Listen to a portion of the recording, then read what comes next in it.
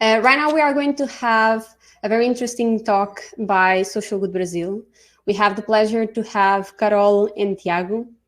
They are both part of Social Good Brazil. And in particular, Carol is the co-founder and was the executive director of Social Good Brazil for the first 7 years. And she's involved in several organizations, among which the Plus Social Good is a Plus Social Good advisor and has 22 years in experience around this topic of social entrepreneurship. Tiago Manke is also part of Social Good Brazil, is a leader of data and technology initiatives, and with a special interest, and is playing a special role in all the COVID-19 projects that we all know that have been an important topic as per the last months. That being said, I wanted to welcome both to the stage and give them the word so that they talk about data literacy, which they are experts on. Hello, Ana. Hello, everyone. Can you hear me well? Hello, Tiago. Yes, we can hear you perfectly. It is really great to be here. Thank you a lot for the invitation. I will start. Sorry, Tiago. I can't see the screen, Carol. Can you? I can't see the screen. Are you sharing? No, I'm not yet. No, I'm not yet. I'm going to share the screen with you guys. We have a presentation to share a little bit of our knowledge around data for good. We're going to be talking about data literacy, which is a very important topic for us. So here I'm going to share with you my screen. Can you see it now? 1 second, it's loading. And yes.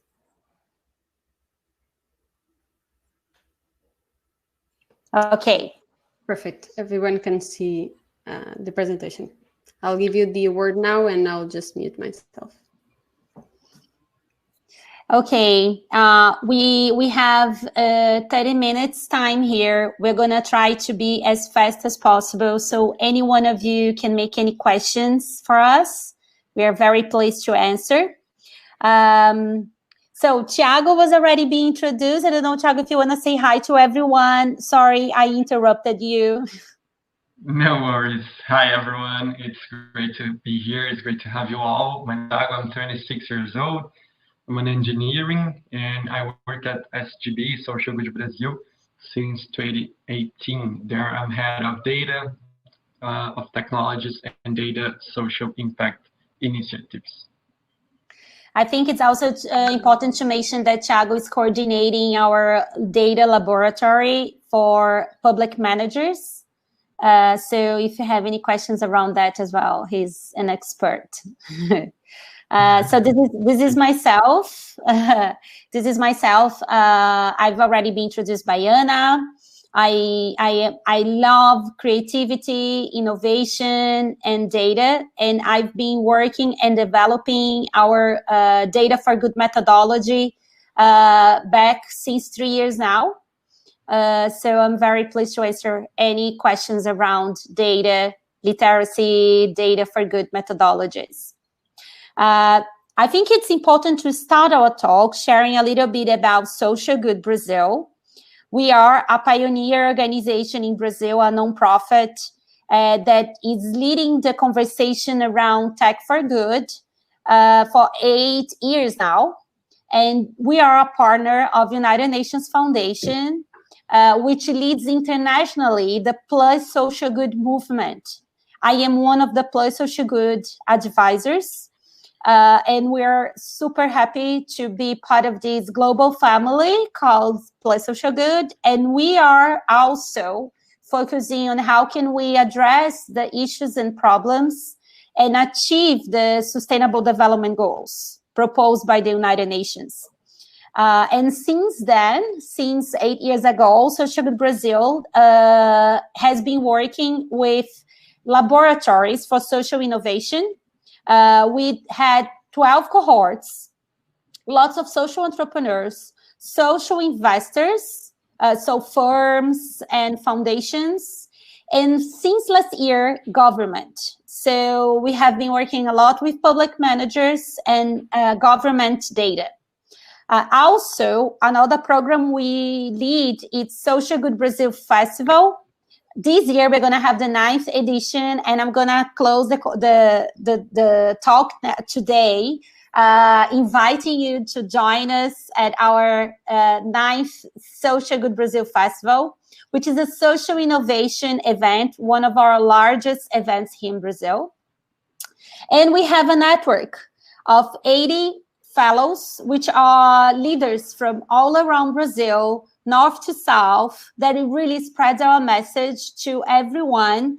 And we say it's a way that we can have diversity in the conversation about tech and data, because we don't want to leave anyone behind. And if we're talking that we want to do it for good, we must include everyone. So the way we work is inspiring, connecting, and empowering individuals and organizations in the use of technology for good. We say we believe in a more human society, and technology is a very important tool to serve the common good. And then we've been working a lot with human rights in the digital era, with data fluency, data literacy, with media literacy, and the role of the organizations. How they have the responsibility to use data for good. So we believe that as algorithms, as data has been used by organizations that are doing it for profit, we can do it for good. We know that. And we know that right now data is a very important tool, is a very important asset that if we can use for good, we can really drive a change. And we really must pay attention on this asset that all of us, we own, but also it's also about our rights, right?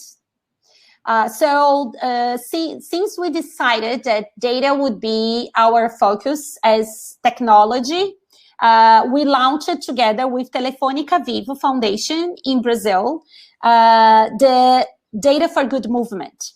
That was back to 2017, 3 years ago.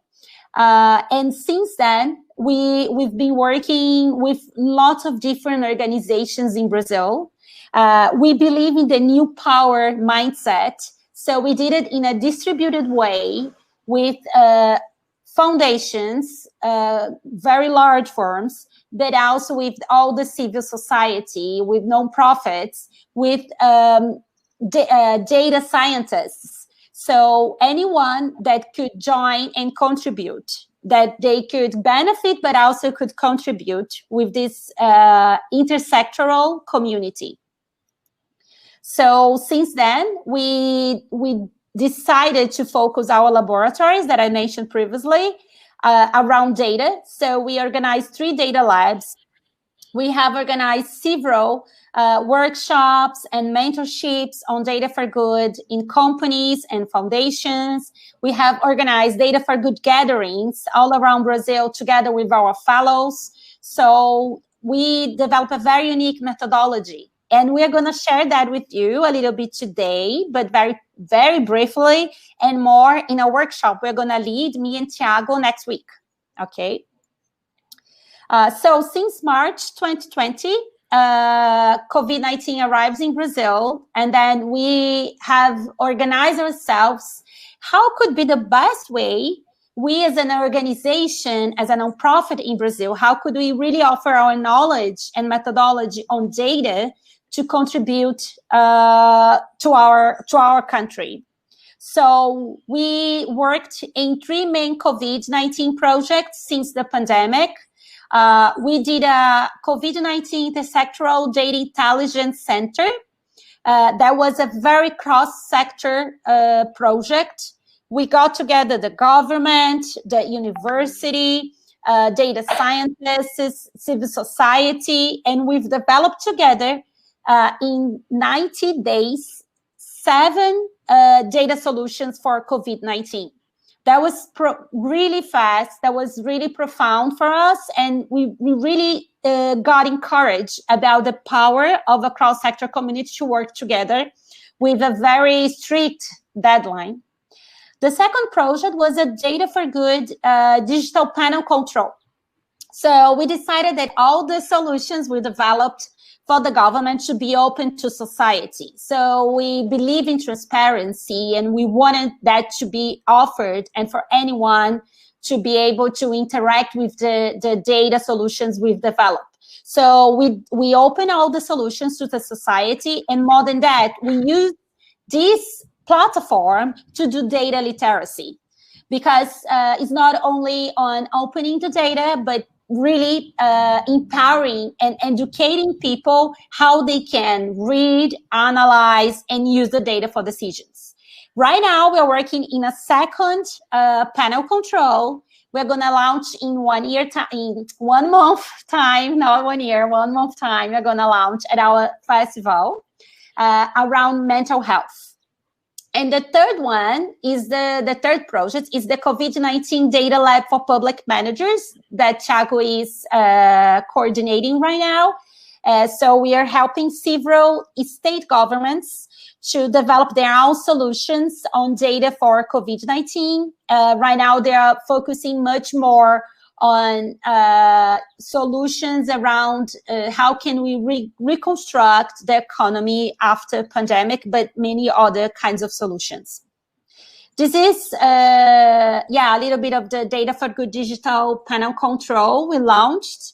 And we are now working in a new edition on mental health, but basically there are a lot of data solutions open to the public to interact and learn how they can use that to make better decisions.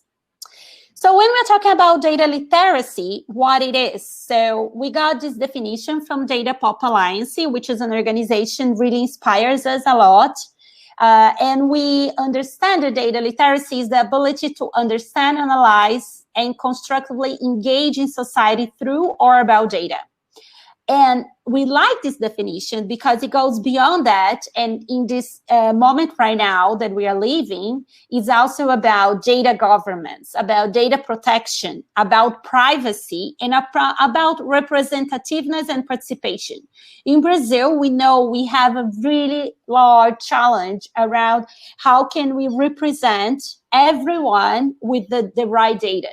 Unfortunately, this is not what happened. We know there are a lot of missing data, missing information about the people that are most vulnerable right now, like indigenous people, about the Black community, and about gender. And we believe that the pandemic forced us this digitalization process we knew would happen anyway. So these really make data literacy even more relevant than before. We have in Brazil now a new data privacy law that has been approved. But in other countries, we know this is not a long time ago law that has been approved. So all of us, all companies, everyone, civil society must be able to deal with this data privacy law. And as I believe many of you have seen, but if you didn't, we really suggest you to, there is this new documentary on the social dilemma that show us all the challenges that we face right now with the development of the digital and tech industry and everything around our own data. So for us, all of this, how do I say, contemporary challenges and problems and trends we face, they all lead us again of the importance of data literacy. And then in Social Good Brazil, we have developed this 5 key competences of our organization that is data-driven, that really have the capacity to learn how they can use data literacy at their daily organizational life.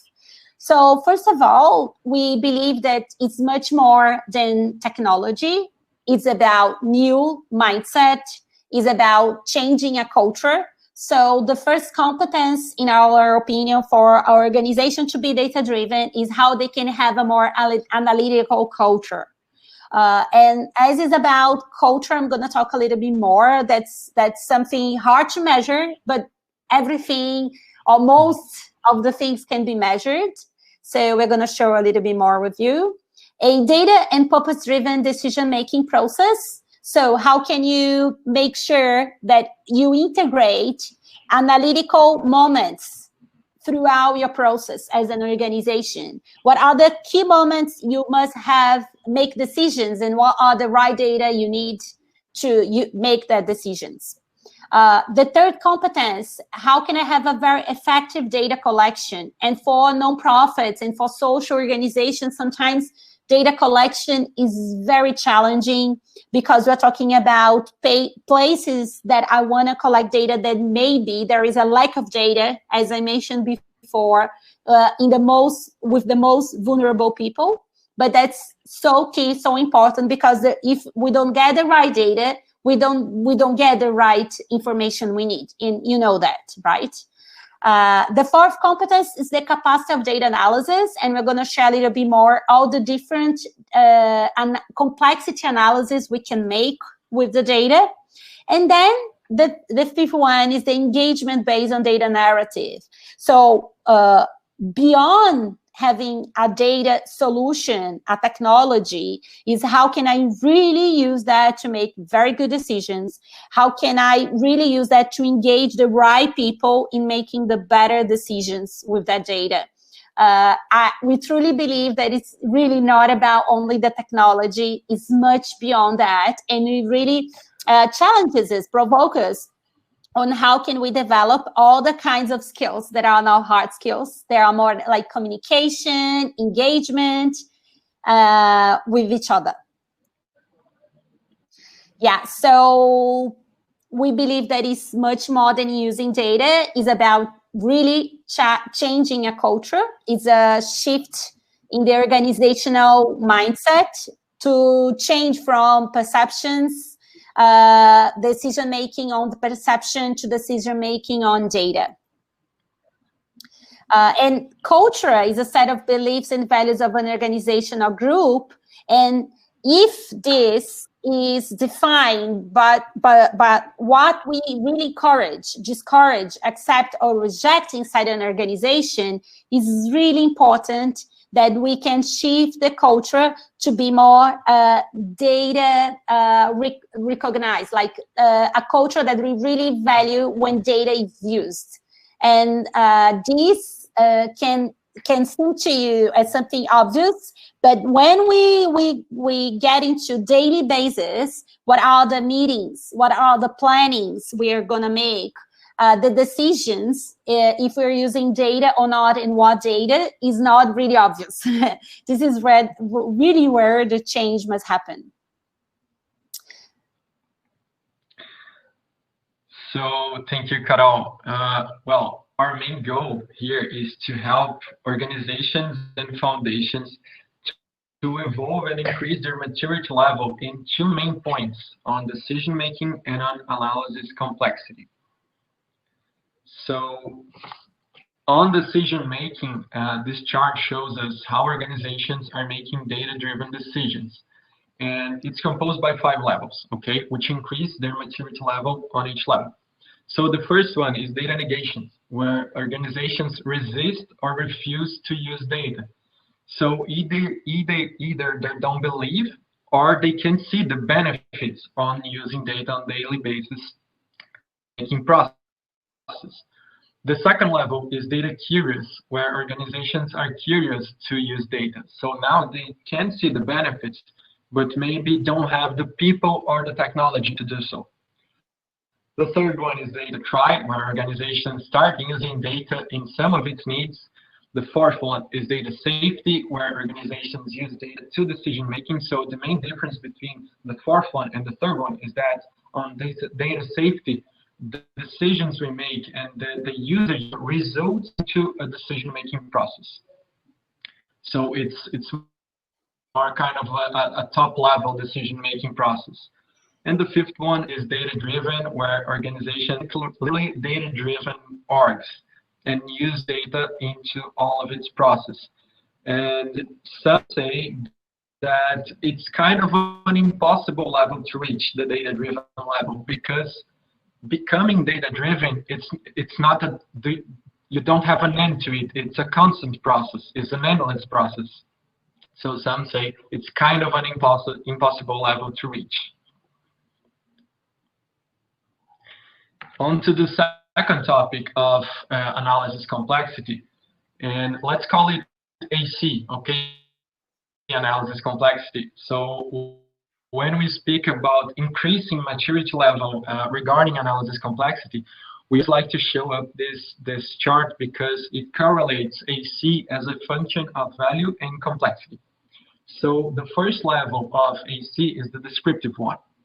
This type of analysis will look at the past and will tell us only what did happen and not more. The second is the diagnostic. So this type of analysis will tell us the reason or the motive of what we saw at the descriptive level. So the previous level always serves as an input to the next level, okay?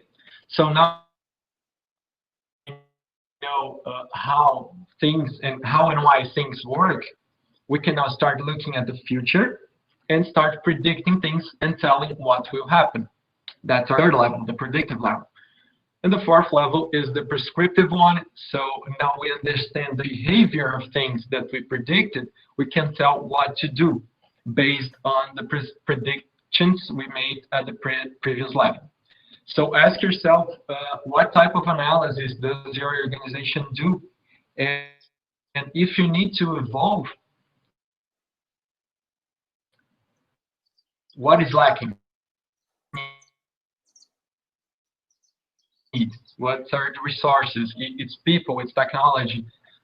What are at the descriptive level? We got like reports, calculators, diagnostic, regression models, design of experiments, predictive level regression models as well, time series, decision trees, machine learning, and prescriptive level recommendation systems and AI. Thank you, Tiago. And so to finish, we're going to share some insights of our work with the organizational level and how can increase and develop this analytical maturity we're mentioning. First of all, it's key to have leadership commitment. So to make it a priority to develop this analytical maturity, there is a technology absorption capacity that every organization must take care of that is regarding the data product, which is how can we really adopt this new technology and make sure it goes beyond the technology, but we include all the cultural shift we must do. And then to make this absorption of new technology, there is this cultural understanding that is really important. Every organization is going to have a different culture. So it's not to fight against the culture, understand the culture and try to use that in your use, in your advantage. To make sure you have a data literacy as a priority. And I would say that data science is for everyone. Data literacy is to everyone. It's not only for data scientists. It's not only for tech people. And it's very important, the leadership, that it maybe someone that is not with a technology background understand that it's very important they understand about data and they can evolve and internally and develop the skills. It's key to think about this communication that really engages everyone in this change process. We use a lot the innovation adoption curves from Rogers that explains to us there is a very important strategy to think about who are your early adopters inside your organization that can be your ambassadors on data literacy that can help you out influence everyone else in the organization on developing more data skills. And then finally, make sure you have a change process plan that includes all these ideas above that can integrate a more analytical vision into your process and areas of expertise. And then to finish, we want to say that for us, when we speak on data, we are talking about people, their happiness, their pain, people's complexity and simplicity. It is important to look at the analysis and see the stories, narratives, the things that make us human. The power of big data is in building conditions for us to be in each other's shoes. And that was a sentence from Diere. She's the person who introduced us to data science for social good from Portugal. She's one of the data scientists that help us to develop all of our methodologies. And this is about our soul as a nonprofit, that when we talk about data, we are always thinking of the people. And this is an invitation to all of you. We're going to have from November 3rd to 7th, Social Good Brazil Festival. And we're going to have a lot of great panels and workshops about data for good and about human beings, mental health, futures. So you're all invited. Thank you. Thank you, Carol. First of all, thank you for sharing all our insights. We know how long Social Good Brazil is working around this subject and how close you are from the actual problems that NGOs are. I think you're one of the best players to talk about this topic. Exactly because of the relationship that you build throughout these years with all these players around the social sector. So first of all, a big thank you to both of you. And right now, if I was going to transition to the questions, we have questions regarding two main topics. So one is obviously around COVID, and the second topic is related to providing examples on organizations that successfully were able to onboarding this journey of becoming data-driven. Okay, so first question is from Fabio Cardoso. He asked, how do you think public data, including those from the Brazilian National Statistics Office, can support the combat or the fight against COVID-19? Can you repeat the question? Sorry. Is it written in the chat? Maybe I can read as well. Oh, here. I'll share. Yes, I'm going to share also the link. But it's in the chat. So basically the question is, I'm going to write at the same time that I ask. So the question is, how do you think public data, so it's about public data, can support the fight against COVID-19? Mm-hmm. So having data available and not just available. So having data available for everyone and not just for some key elements that are part of the decision making, but being available for the entire population, including organizations such as Social Good Brazil. Yeah, so what is the impact of having this data open publicly? Something like that. Is that the question? Yeah. Okay. Mm-hmm. Transparency is the key for citizenship development. So if we are all citizens and we want to engage publicly and make better decisions and influence, not making better decisions in our daily lives, what we're going to do next, and in a pandemic, how can I make better decisions of what I'm going to take care of my family or myself, or the company I own as maybe an entrepreneur. So there are a lot of decisions that I can make better decisions with the data open to me. Yeah. And also, how can I influence and how can I demand more for my government, right? So I believe that transparency is a fundamental aspect of citizenship engagement. So we all can be aware of our role and what to do. And I think it's a right. Not that I think, it is a right. Yeah, it's a right that we know the data. Otherwise, we're going to be blind in what is happening. And this is a challenge for many countries more than others. And in Brazil is a big challenge. How can we make the data really public so people can be aware of what's really happening? And it's a challenge, right? It's a big challenge to collect the data and to make sure the data that is open to anyone is the right one. Is also a big challenge. It's not perfect yet. There are many, many steps ahead that we need. But I think it's a really good step to at least we have the data open and transparent to everyone. Exactly. I think you mentioned two very interesting points. Just to synthesize, one was that the only way that we are going to create a collaboration with the government as a citizens with the government is by actually being open in whatever is happening in the country. And so this point for sure is very important. And two, yes, it's our right as citizens to collect it, to analyze it, and based on that, decide our behavior. Sorry, Tiago, go ahead. No worries. And on data, you kind of pressure the data publishers to publish the data right in the right way. We were having this conversation like days ago that when you have the pressure, the need to publicly open data, you have the obligation to do this correctly, right? Mm-hmm. You have to publish this data. You have to guarantee that it's right, it's correct. So this by itself creates kind of a pressure to get the right data open publicly.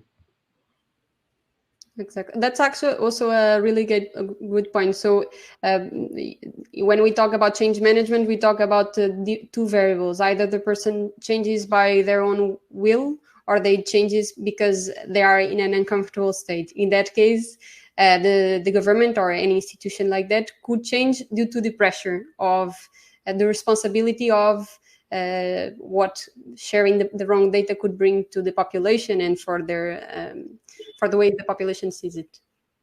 Okay, this I think was a great question from Fabio. We have a second question. Just give me a second, which is around also on the topic of COVID.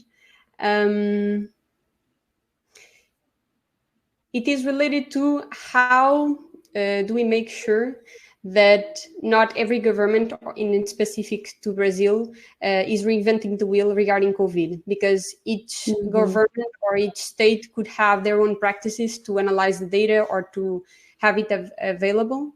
But in what sense couldn't we not instead work together and have find the best practices to share the data?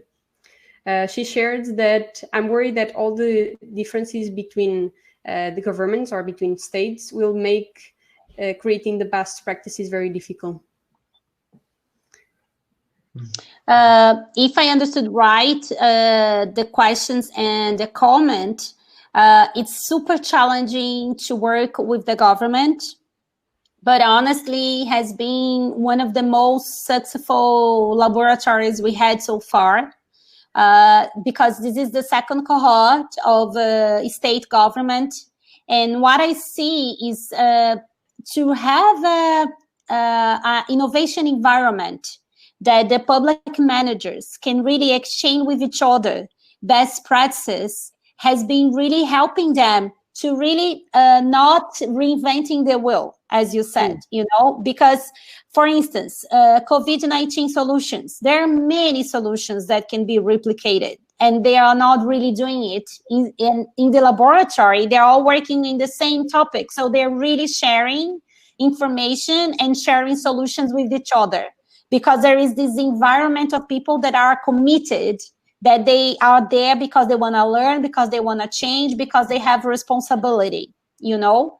And it's because it's kind of a community of practice around COVID-19 solutions. So I see, and also last year when there were no COVID-19 pandemic, the laboratory was also amazing in terms of results. because they share with each other experiences in a very deep level, and also they develop solutions that made a lot of difference.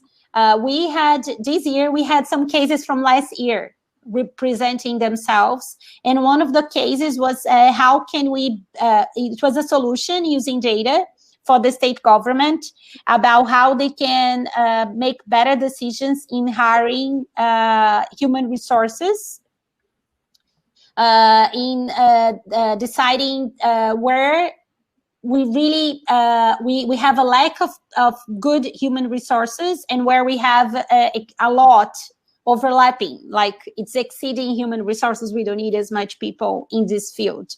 So that really shift, and it really, how do I say, they could make a lot of decrease their expenses, you know. I don't know if you want to share anything else about that, or we go to other questions, Tiago, because I think you said it's really a challenge when you speak on so many different technology systems that each state department uses. So to make everyone using system, to make everyone speak the same language, it's really a challenge. But when you create an environment where everyone can share its solutions with each other, it really helps in this topic, because you start seeing that you're not the only one on that situation. The other states are going through the same problems, but all you need to do sometimes is communicate to these people. It's sharing the solutions. It's creating an environment where everyone can share with each other its solutions. Mm-hmm. So one topic that you both mentioned was, I think also implies that for us also to have a government that in regards to data analysis, in regards to data collection, is using the best practices, then we also need to create organizations or create the right places for promoting these kind of discussions, such as the work that you're doing in Social Good Brazil through the laboratorium. Are you aware if there are other similar projects that are doing that, or do you still feel that you're one of the first pioneers in Brazil specifically to do this job? We, in terms of data for good, we are very pioneer in Brazil. And in terms of data transparency, there is Open Knowledge Foundation that is global, and in Brazil they are very strong, and we invited them for our laboratory to be able to share their methodology on how governments can open data. So they are focusing on how is important that the whole process of opening a data is taught since the beginning. So yeah, we have this other organization working with us, but we are very unique in terms of bringing the whole methodology on step by step, how a state government can be more data driven. Because our methodology is about understanding the competences on data driven that we shared, make an analysis of that and how can I evolve. And also we have a data canvas. This is the tool we're going to use in our workshop next week. That is from a problem and from a goal, how can I develop a better data solution? Very good. I'm really particularly interested in that workshop, so I'm waiting for that next week. Just going to share another question. I think it's related to examples. Okay, so can you share successful examples of organizations or specific measures that a specific organization that you know or that you have worked with in changing the culture of that same organization in terms of becoming more data-driven? Great. Beyond the examples from the government that I mentioned before, we've worked with nonprofits, social businesses, and foundations, and firms that are doing social investment in Brazil. And I can mention, for instance, one of the projects we developed together with Angie. It's a large company in the electricity industry. I don't know if I'm saying it right. I guess I am. Okay.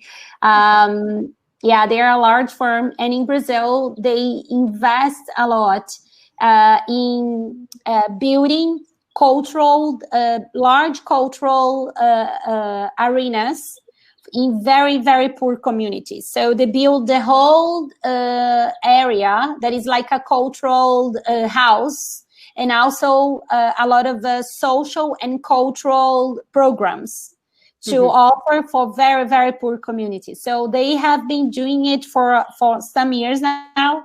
And they have, and then they reach into a point that they were thinking, okay, have we really made an impact or not in that investment? What else could we make, you know? And then it was really amazing because the first thing they thought is like, okay, what is the impact we want to make when we do this kind of investment? And then the leaders of the organization said, you know, what is the impact we really want to make is that we wanted people to be happier. And then the whole conversation was around, okay, so how can we measure if people are happier or not in these areas? So we've developed with them KPI to measure the success of their investment around social development, about happiness, about economic return to the company, and also how they were really influencing the people there on environmental sustainable development consciousness, awareness. So we developed the KPI with them, all the indicators, and the happiness we got inspired by the, you know, the index of happiness from Bhutan. Yeah, so we inspired by that. It's really, really amazing, this index. I really suggest you to take a look. It's very inspiring to do that. So we got inspired in this index, and then we developed with them the whole KPI with several indicators and how to collect. So we did since the beginning, like this theory of change from what was success, what was impact for them. We did the indicators. We helped them to collect. We help them to analyze the data and have it in this dashboard to then share and engage internally the decision makers around the program. And that was a big shift that they decided they wanted to do this for everything they were doing in terms of social investment. And that was many other programs, many other investments. And then they're in the process of doing it for everything. It didn't finish yet. But the first, I would say the first win was to have done in this project. And that's another way, I think it's a good example that you can start little bets, you know, your first bet, and then you have a win, and then you engage people and show it's important, that the data can make a difference, and then they moved on. It's a very large firm, so it's really challenging to make sure everything is data-driven, but definitely they are in the process of that. Beyond that, we work with other size of organizations as well. I don't know. We are organizing. We have some cases in our website as well, if you want to check. I was just going to mention out loud 2 or 3 topics that I found very interesting in what you said, which was what you've noticed was that generally these kind of organizations that might not have a background in data science or data analysis, they start with the questions. So that is I think the first wake up moment. Okay, I have this problem. How do I find an answer? How do I measure the happiness that people have when they visit this place? How do I measure this impact? So that I think is a very, very important point. Another point that you mentioned that was really interesting, when you mentioned the KPI of happiness measurement from Bhutan. And it's interesting how sometimes we don't have to reinvent the wheel, because maybe there is already a KPI that is existent that we can reuse to measure these variables. So that was another point that I found very interesting. Reusing what is already there, the information, the analysis sometimes is already available. And the third point, which is partnering. So they don't, these partner of yours might not have all the information, but they partner with you to be able to solve this question that they had in their minds that they couldn't solve. So I just wanted to bring these points and then give you the word back. I'll share here. I think there is a question: who is leading the open data in Brazil? I'm gonna put there. I'm putting the chat some links, so if it helps. So this is the Open Knowledge Brazil. It's a partner of ours, and they are leading a lot of projects around transparency in the government. Mm-hmm. I just wanted to quickly ask Tiago if he has anything else to add. And then if not, I'll go to the last question. No, Anna, thank you. Thank you. Okay. Okay, so going to the last question, which is similar to this. It's basically, okay, could you give another example of a Brazilian organization that is data-driven, or either that started being data-driven from the moment they started to work with you, or some organization that you follow from close? Yeah, there are several. Yeah, there are several organizations. One organization that there are three, I guess, but there is one organization called Aliança Empreendedora. It's a nonprofit, and they took part at our laboratory for social entrepreneurs. And they came with a very sophisticated problem and challenge, because I see them as an organization very further from others in terms of data use. So they collect very well their data. They have very good indicators. And they wanted to make a step ahead in terms of analysis. And this is what I see in terms of ecosystem, of the data ecosystem or social innovation ecosystem in Brazil, at least. We have some very strong, very professional nonprofits. The other one is Artemisia. We did a job with them in the beginning of the year, and I've worked there before, so I really love the people there. The other one is the CIA Institute. It's a very it's a partner of ours for a long time, and Telefônica Vivo Foundation, which is one of the sponsors of the movement, and they work very well with data as well. So I would say these organizations, they collect data very well. They have very good indicators, but then they have this large and amazing database. So the question is, how can I evolve in terms of analysis, complexity that we showed you, that you can go beyond doing good reports, you can start doing diagnosis, and then you can start to use data in a more projective way, right? So, and for them is amazing because they have this data history, so they can really make good diagnosis and then better predictive analysis. So for them, what I see is the step ahead is to cross different databases, is to have more people in the team data literate, and then to start using more dashboards that cross the data and make analysis and bring the data for the meetings and the planning. So I see all of them really evolving a lot. That there are a lot of challenges still, as for any one of us, right? Okay.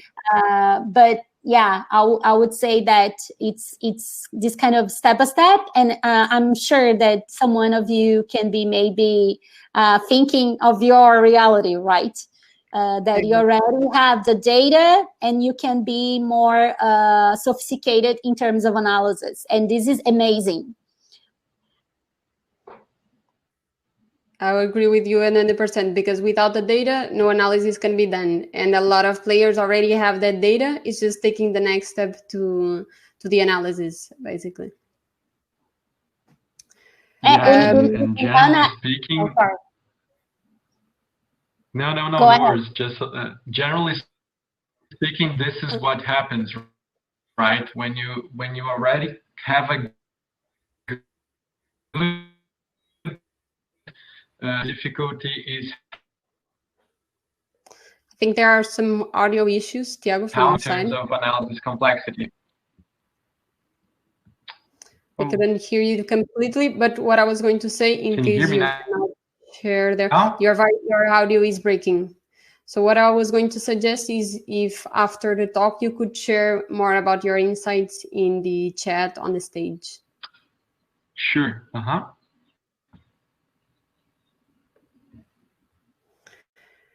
All right, perfect. So I think we can. We all can thank you for sharing your insights. We know the amazing work that you have been doing in Brazil, and it's a pleasure to have you share that experience with us and with all the NGOs, all the data scientists that are starting their journey or already are in some of them beginners, others in a more advanced state. But all of them, I'm sure that they will use the action steps that you suggested, and either partner with an NGO or someone from an NGO starting to do this internal work inside the organization.